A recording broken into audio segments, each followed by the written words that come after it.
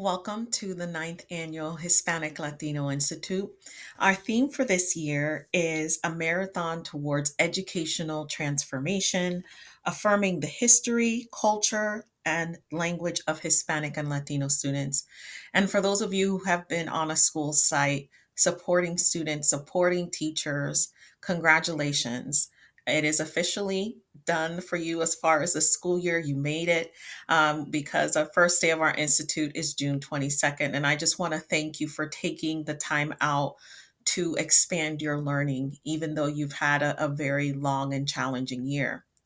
Now, as we go through this lesson, I just want to share a few things with you. The first thing is that I first um, implemented this lesson on behalf of a teacher at a local middle school, and she had a dual language classroom.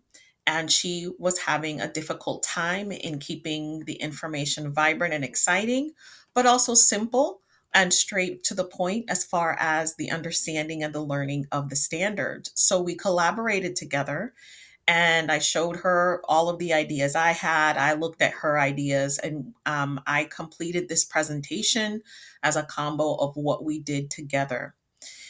One of the most important things for students is for them to be able to see themselves in the curriculum. So, by picking this particular presentation and knowing that it went over so well in that sixth grade classroom, it is very helpful because it is showing the students, number one, that if they come from Mesoamerica, which is Central America, and then, well, part of Central America, and we go into South America, this is something that some of our students can relate to. It's also very different from what we might see in traditional history curriculum. And they will probably have a little bit of background information. And if they don't, that's okay because we're going to scaffold and we're going to build them up so that they can understand this. So, my intention for this lesson then is to go through and just to give you some ideas on how to kind of get the students to not only understand this information, but also for them to have fun with it and keeping things simple and easy for you. And if I haven't done so already, my name is Fernelise Henry, and we're just going to go ahead and begin. But I will say this that toward the end of the presentation, I will be providing my contact information, and you will be getting all of the accompanying materials that go along with this presentation as a PDF for your reference. So don't you worry. And I will also let you know where you can find this presentation for your own use, your personal use, or in the classroom. So here we have the first slide of the presentation, and each of these images represent one of the builders of civilization in Latin America. So on the left-hand side, you have a big Olmec basalt head, and basalt is the type of stone or rock that they use to make these religious images in Mesoamerica, specifically in Mexico. In the middle, you have a sample of a Zapotec textile rug.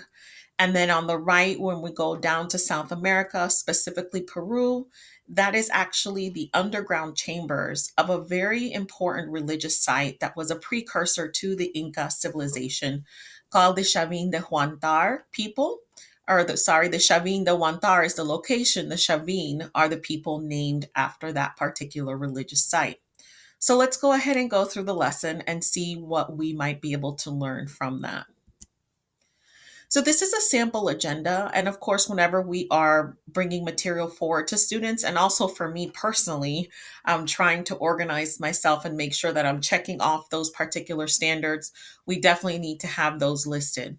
So the first one is to identify the characteristics of a civilization.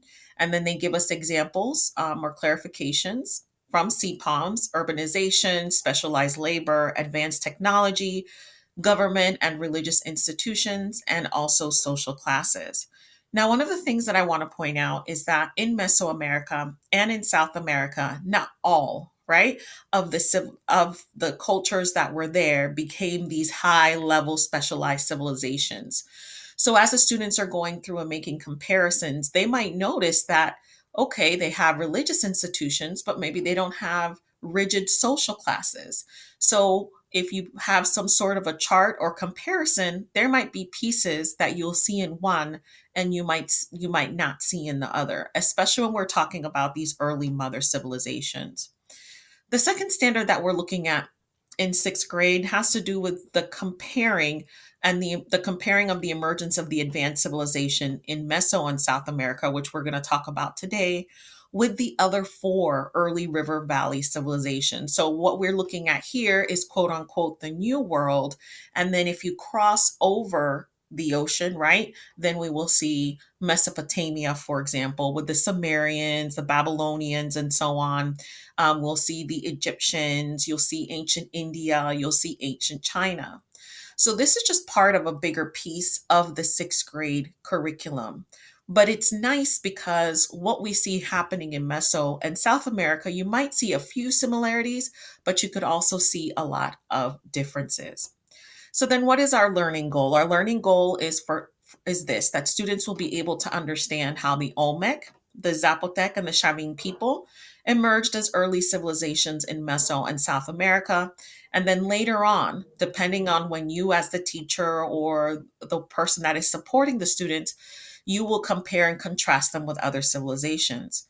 One neat idea would be to have sort of a bulletin board or even just bulletin board paper, and as you're studying civilizations, have the students list all of the different characteristics. And then at the end, they'll have a huge visual example of how we can compare and contrast all of these different civilizations. Our bell ringer is going to be to learn about what the word mother cultures means, and that's an important concept as we move through, especially later on in the curriculum. If they continue here within the district, they will learn about the Aztec and the Maya, right, who came after the Olmec civilization and the Zapotec civilization, and they would learn about the Inca as well, which would come up way after the Chavin de Huantar people. So it's going to be a nice basis for them to learn about these early mother cultures. We are then going to go over the guided notes for the Olmec. The Zapotec notes, the students are just going to take a look at that. And part of the reason is that when I did this presentation, we only had a 50-minute time period. So what I decided is that we would just do, I should say we decided because it was the teacher and I, is what we would do is just give very simple guided notes on the Olmec, leave the Zapotec notes typed out, and then have them end out with the guided notes about the Chavin. And within these notes, there's also various portions for video clips. Now, for today's purposes, we're not going to click on the link, so we're not going to view the video clips, but you will have access to the entire presentation to give the full effect later on. And then there is going to be a review game for the students, which let me tell you, they had a lot of fun playing this very simple, very easy game. All right. So let's go ahead and begin. So the first thing is that I want to point out is these civilizations all have a particular what I call a character or a symbol. So this was super helpful for the students. And you'll see this at the end when I show you the guided notes. So when they started the Olmec notes, there's the picture on the far left of that basalt head that they used for religious purposes.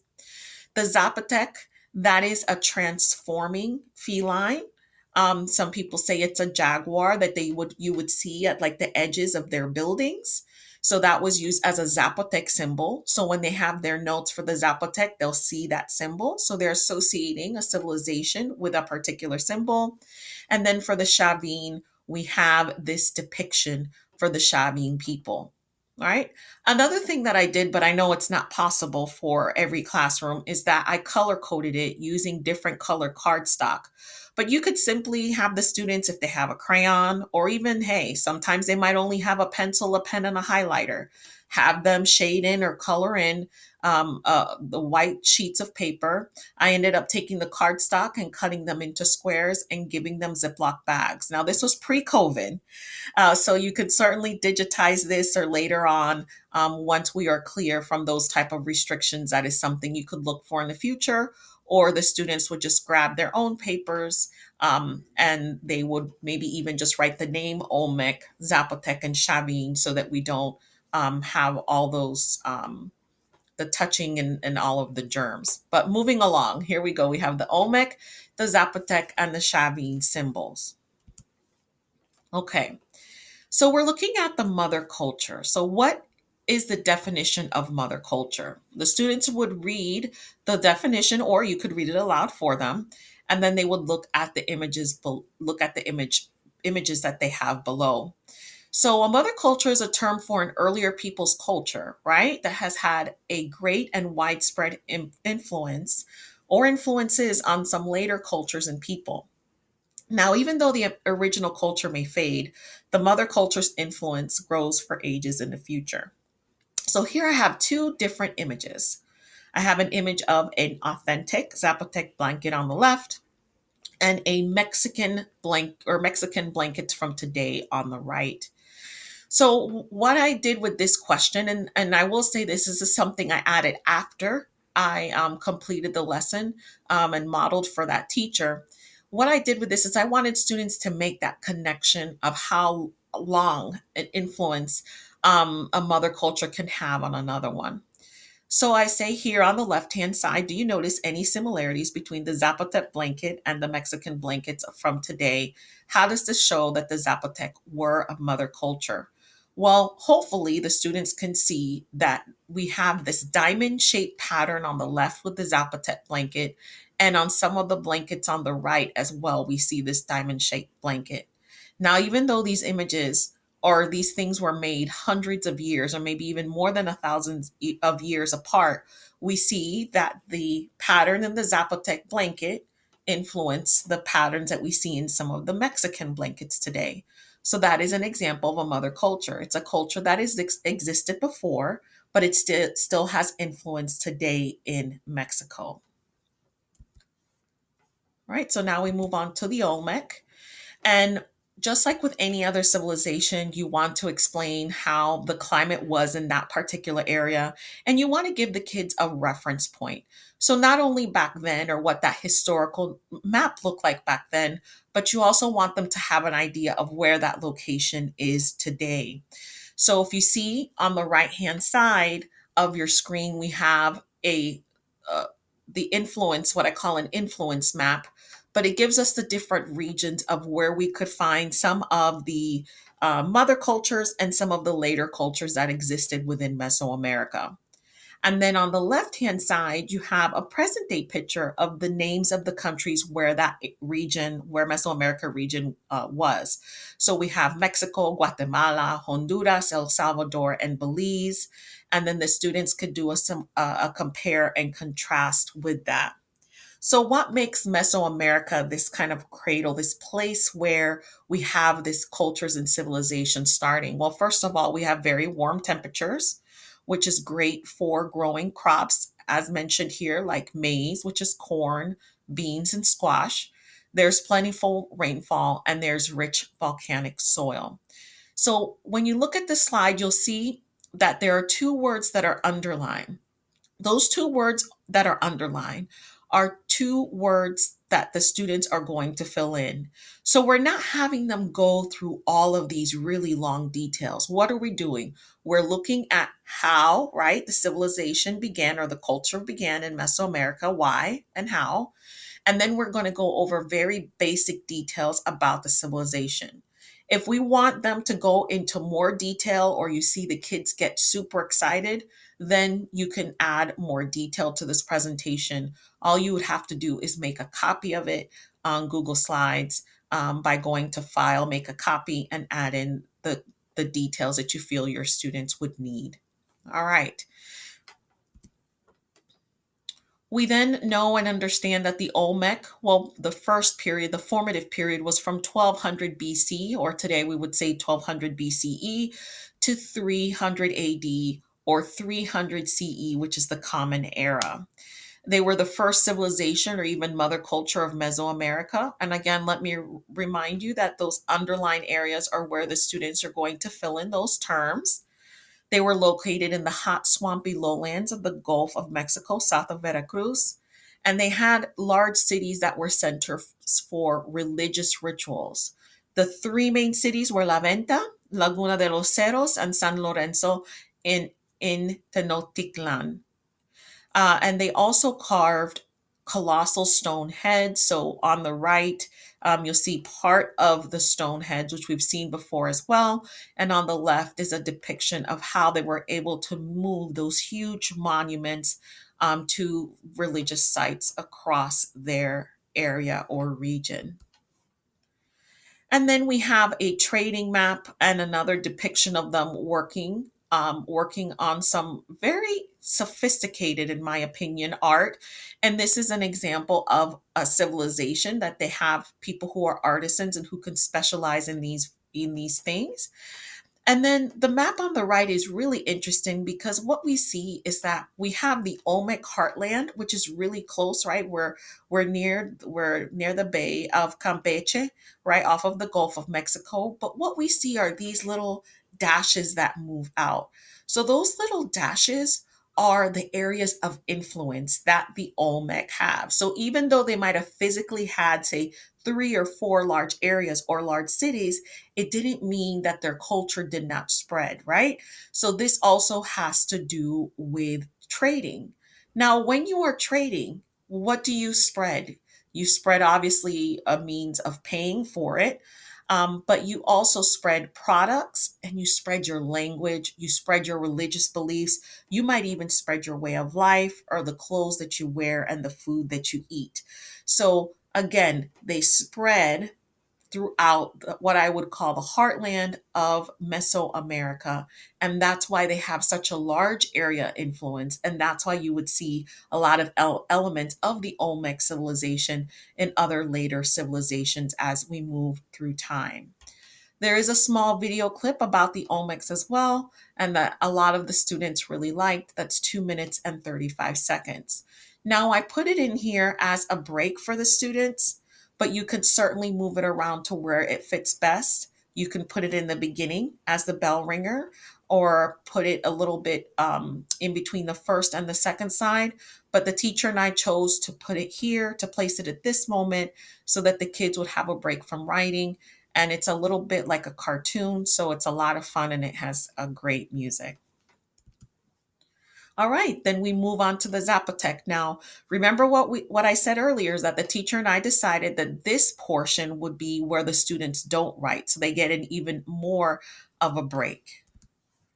And we want to emphasize to the students that they should be following along in their notes. So this slide simply talks about where the Zapotec people originated from, and they originated in southern Oaxaca. And for centuries, they lived in scattered villages. But just like other civilizations that came up, they started living together in larger pockets of population. And then they emerged as a main power in the region. And then there's a video clip here. And even if you don't speak Spanish, it is in Spanish. It's about San Jose del Magote. And it is one of the sites. It's a prehistoric site that existed before Monte Alban.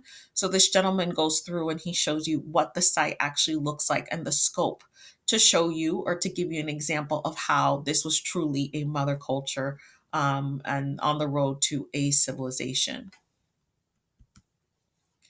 And then there are some very specific examples of Zapotec building and textile design, again, showing how highly cultured they were, what a high level of civilization they were.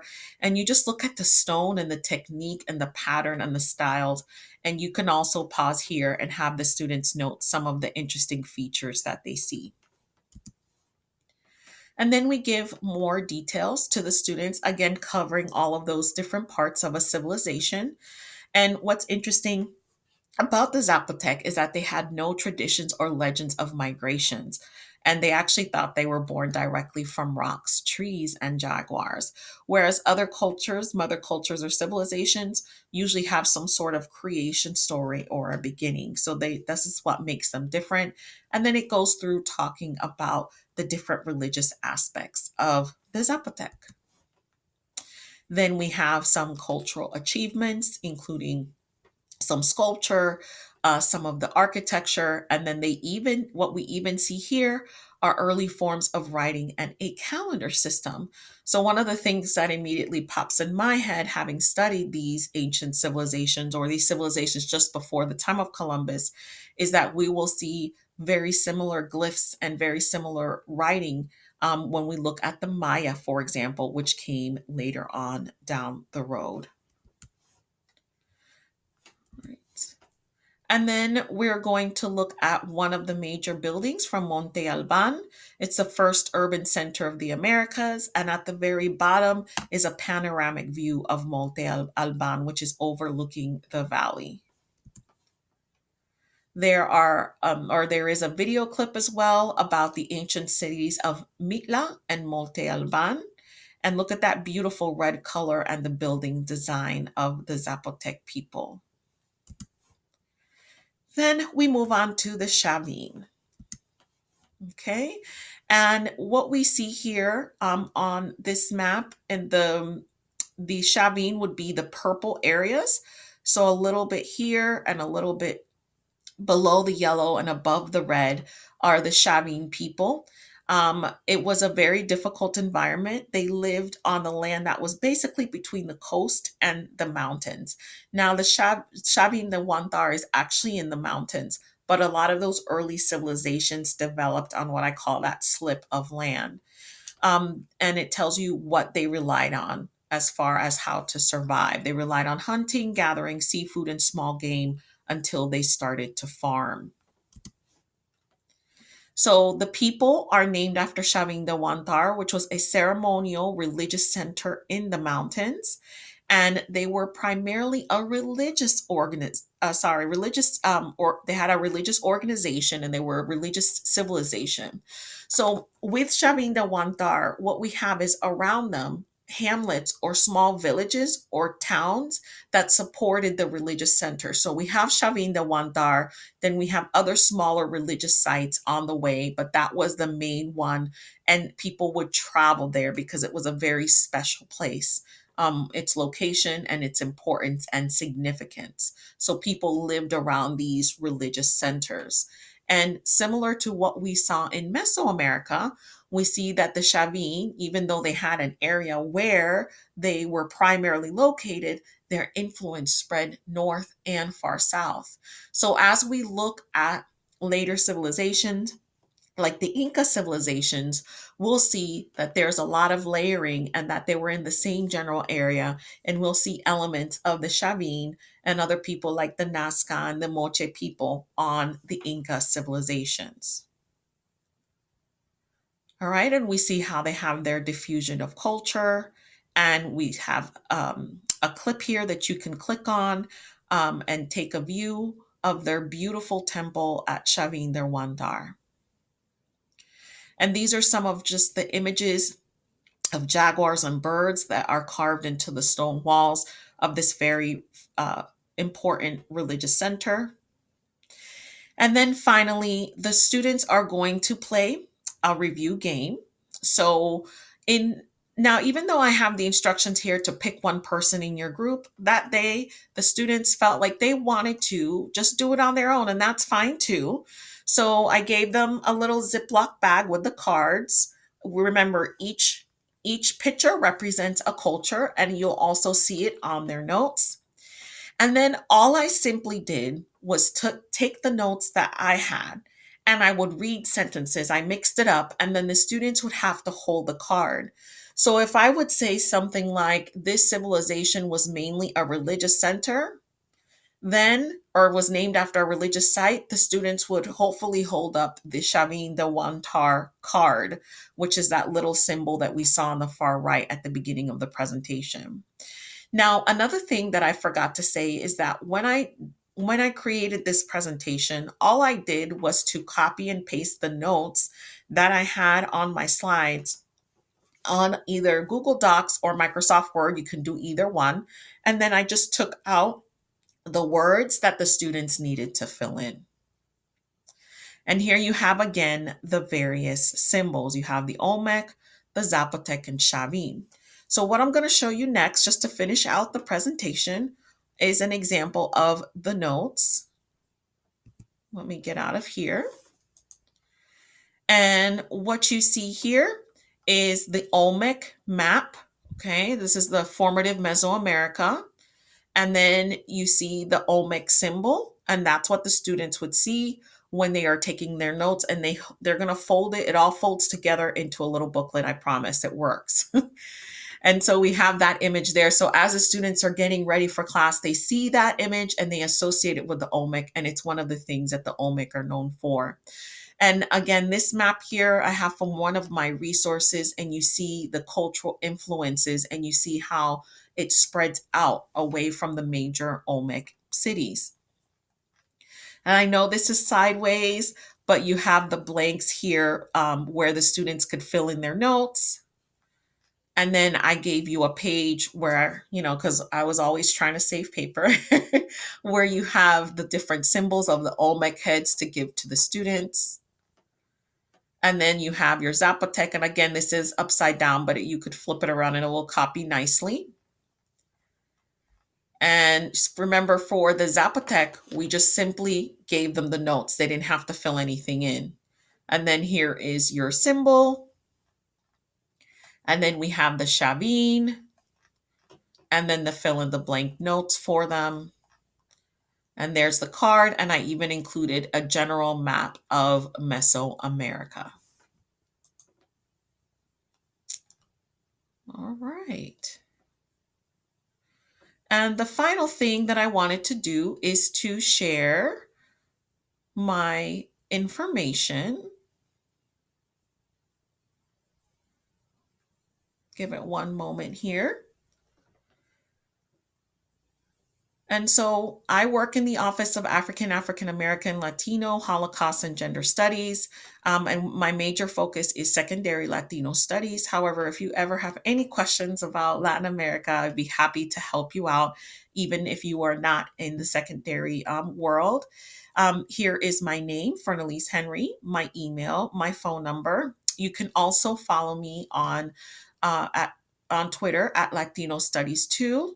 And then I have a secondary Google Classroom for African American, Latino, Holocaust, and Gender Studies. And this is the code to join the Google Classroom. And please, anybody can join.